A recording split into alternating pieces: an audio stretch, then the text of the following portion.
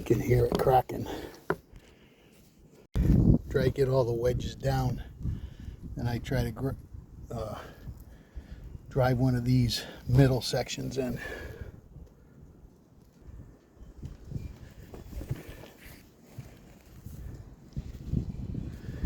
Can't do this with one hand, hold the camera, but I got another one, and if you look at the crack, it's going all the way down the side.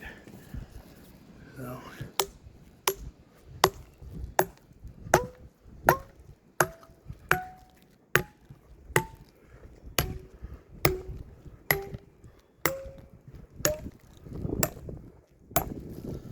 right, now I try to get the wedges out so they don't all get lost. All right, let me do that. All right, so I only got one wedge left in here. All the other ones are gone. I'll probably use the backhoe to just pull this off because it's broken all the way down. All the way down.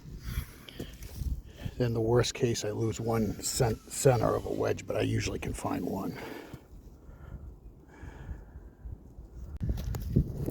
All right, it's in 3 pieces right now, and we're gonna split right across the face of this.